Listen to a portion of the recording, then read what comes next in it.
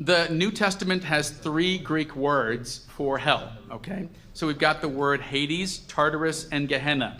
Those are the 3 words, and we're going to get a little bit technical here pretty rapidly, okay? Those are the 3 words. So when you see the word hell in your Bible, you're going to see that's usually one of these 3 words, okay? And I think it appears 24 times. So the word hell appears 24 times. 11 of those times it's Hades. Here, the Hebrew Sheol. Okay, so in the Old Testament, they didn't have like a hell the way we have a hell. They had a grave or a pit or the underworld. The Greeks referred to Hades as like the underworld, but that didn't mean that only the bad people went there, okay? Where they basically said the soul is no longer present, in the Hebrew, okay? So the Septuagint, LXX, is 50 plus 10 plus 10. 70 authors they basically translated the Hebrew Bible into Greek. So at the time of Christ, sure, the Old Testament would be read in spiritual settings, probably in church or in synagogue. You'd read it in the Hebrew, but in all other settings, normal people would be reading it, if they could read it at all, in the Greek, and the Greek was the common language. So they translated this term from Sheol, they translate into the Greek word Hades. So that gives you a little bit of a background. But Sheol didn't mean, so when you read about Hades in your Old Testament, it didn't mean what you might think it means. It didn't mean hell, and it probably didn't, they were doing their best. They translated it. But the word Hades has a whole bunch of, just like when I say the word, hey, can you believe, everybody here knows who the goat is, right? So that I mean something that I didn't just say, right? When I say the goat, you know what I'm talking about here and how I'm thinking, and we all have images in our mind of who that goat may be, Kareem. And I don't know. So they had images in their mind when they talked about Hades. And those images came from society, and society spoke Greek, and society believed in Hades. The Greek word Hades represented a place as well as its god or ruler. Okay, you can look at Revelation chapter 6, verse 8. So Hades wasn't just a place you went to. Hades was a Greek god. You guys know the Roman name for that Greek god? Anybody know? Saturn. No. Used to be a planet. Pluto used to be a planet. Pluto is the Roman god for Hades. English Bibles have either translated the word Hades as hell, or they've kept Hades. So some of you, and the gates of hell shall not overcome it. Right, Matthew, you've got the gates of hell, but modern NIV, I noticed, has started translating it as the gates of Hades. You may be more familiar with the gates of Hades. Well, that's actually not a translation.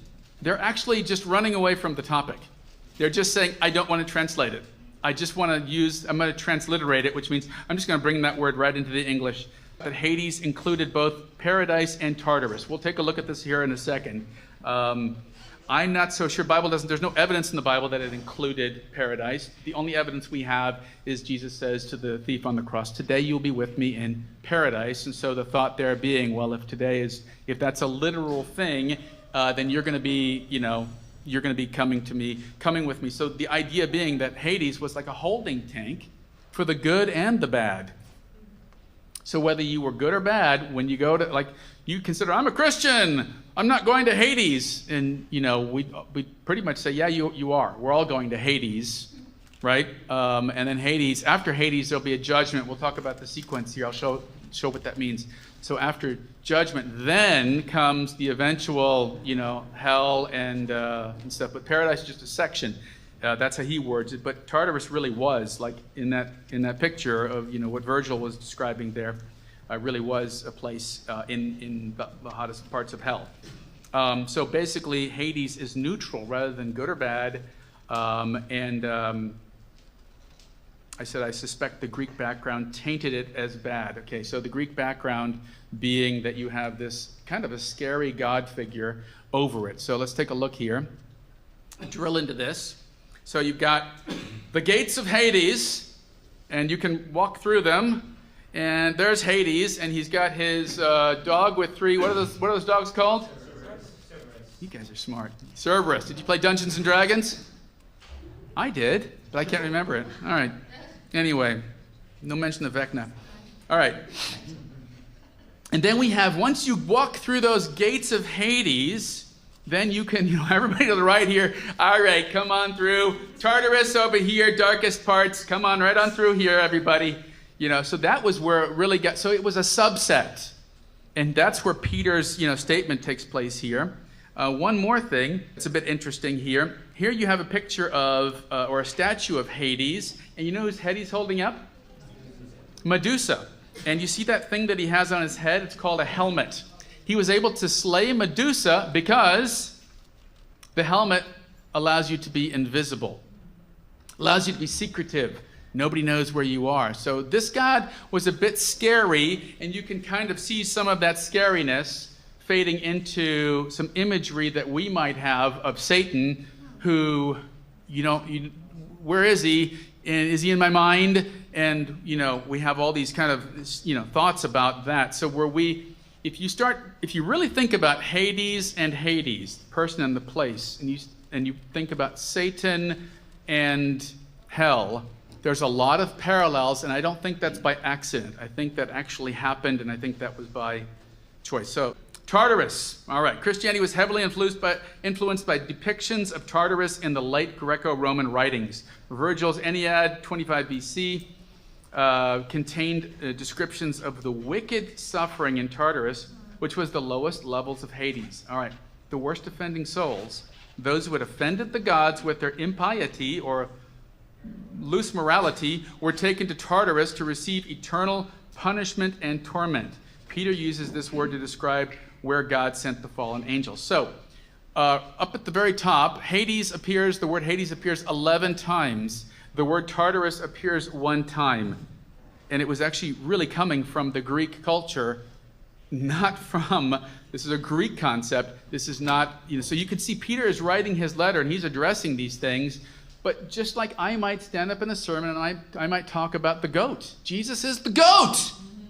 And you all know what I mean, and yet somebody, a couple of thousand years from now would be like, that's just weird, because you got the sheep and the goats, and the sheep are going to heaven, and the goats are going to hell. You're contradicting yourself. Gehenna. So Gehenna is the final word, 24 times in total. Do we see the word hell? 12 of them, half of them are Gehenna. So what is Gehenna? At the time of Christ, Gehenna was a literal garbage dump. It was a literal garbage dump to the southwest of the city. I'll show you on a map, on a Google map, where it is.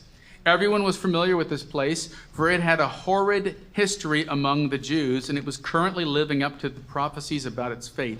But was Jesus referencing what we call hell? So Gehenna is one of these places. When you conjure up, the 9/11 incident, and you're immediately thinking 2 airplanes in 2 towers and the devastation that occurred. Or I might think about, the Oklahoma City bombing, and you're thinking, oh my gosh, this whole Timothy McVeigh did this massive bombing, blowing out a building, killing, a number of people. I don't know how many it was. And I could go through and describe certain things, and you can visualize those. And in your mind, they have really negative connotations right off the bat. So let's take a look at Gehenna. Gehenna is the valley of Hinnom. Okay, and we'll take a Google map here, look here in a second. But it's not very far at all. It's less than a half an hour walk to the Temple Mount, or to the Holy of Holies. Okay? And here you go. T for temple, G for Gehenna. And as you see here on the upper left side, you can see my mouse. This is the dome. I forget, but it's the Islamic dome, and then you have the Great Islamic Mosque right here. And I've been in there. There's actually a spot in there where they have a square that's you can't walk on the rocks, you walk above it, where some people think that might have actually been the housing, like that square place might have been the housing for the for the actual the lost ark, or that time it wasn't lost, for the Ark of the Covenant, right? I'm thinking Raiders, helping me remember. So that location was probably right in there in the Dome of the Rock. That's what it's called, the Dome of the Rock. And then you have Gehenna right down here. Okay, so remember, they didn't have plumbing the way we have plumbing. They didn't have water. Sewage, you kind of, stuff just flowed downstream. If you lived on the upper side, on the up top of the hill, you were the wealthier people. You lived at the bottom of the hill, you were less wealthy. You had more stank, that you had to deal with. And if you want to walk, there it is, 24 minutes if you go the fast path, or 25 minutes if you take an alternate route. So it's 1.8 kilometers, which is a tiny bit more than 1 mile. Okay, so that's the distance from the Temple Mount and then down here to this street. And you can still go to this area, you can go to this area, and and be all around there. It's really close by. So what is the history here of this? So 2 Kings chapter 23 says, King Josiah demolished Topheth, which was in the valley of Ben Hinnom. Okay, so Ben Hinnom, the valley of Ben Hinnom, I just showed you where that was. So no one could use it to sacrifice their son or daughter in the fire to Molech. So what did King Josiah do? He said, this place used to be used to sacrifice sons and daughters in the fire to Molech. We're going to stop that practice. Okay, that's how people had used this place before King Josiah. So you see here they had, there's different depictions of how it all worked. But it's just, it's a nightmare, sacrificing your infant to the gods. It's hard to imagine. Jeremiah 7, verse 32 says, so beware, the days are coming, declares the Lord, when people will no longer call it Topheth or the valley of Hinnom, but the valley of slaughter. For they will bury the dead in Topheth until there is no more room. Then the carcasses of this people will become food for the birds and the wild animals, and there will be no one to frighten them away. A horrible place. And it's just a half hour away from the Holy of Holies. By foot. Garbage dumps tend to constantly burn because of oxygen, heat, and methane. So if you've anybody ever been to a massive garbage dump that's on fire, that's burning, where there's smoke? Any hands? You've seen one? So I've been to Smoky Mountain as well, and it's weird. It smokes because you've got all the gunk together, and there's just smoke and fire arising, and it smells horrible, and there's more garbage keeps getting dumped there, and it's this natural thing. So think about, Jesus talking about burning, and the worm never dies. So it's just going to keep burning, and it's not going to stop. It will burn and burn and burn, in a sense, forever. Okay? So that's the first concept here. After child sacrifice and other forms of idol worship ceased in Israel, Gehenna became a place where corpses of criminals, dead animals, and all types of refuse were thrown to be destroyed. The Gehenna Valley became a place of burning sewage, flesh, and garbage. Maggots and worms crawled through the waste, and the smoke smelled sickening.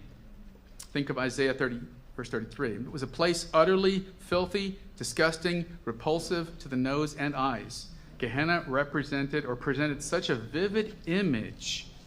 So that's really what's going on here. It's a vivid image, and Jesus does that a lot in his parables, that Christ uses to show the results of sin in our lives. So whether you believe that Gehenna is referring to the afterlife, or whether you believe it's referring to the consequence of sin in this life, either way, there are results from sin. And it's a place of constant uncleanness where the fires never cease burning and the worms never stop crawling. And think about your life, maybe before you repented, maybe before you found out anything about Jesus, and the desperation and the feeling like, I am stuck in this, and I just keep trying to get out of it, and I'm trying to be a good person, and it just doesn't work, and I keep going back to, there's that cyclical thing. I'm trying to reach out, but I keep going back to where I came from. That's a place of burning in this life. There's a lot of burning going on in this life. There's a lot of hell going on in this life. There's a lot of sex trafficking going on in this world. There's a lot of there's child labor, forced labor, abuse. Most parents who are parents don't know how to be parents. There's no training school on it. So what do? You perpetuate, my dad hit me. He had the saying of, well, not under my roof, so I'm going to say that to my kids. And it's tempting to say that. My parents said that to me, and have I said that to you guys ever? I probably have. I think I have. You know, and I'm thinking, that just sounds weird coming out of my mouth. You know, you're under my roof. You can live however you want when you get out there, but under my roof, this is how you're going to behave. And it's just you're perpetuating the stuff that happened to you.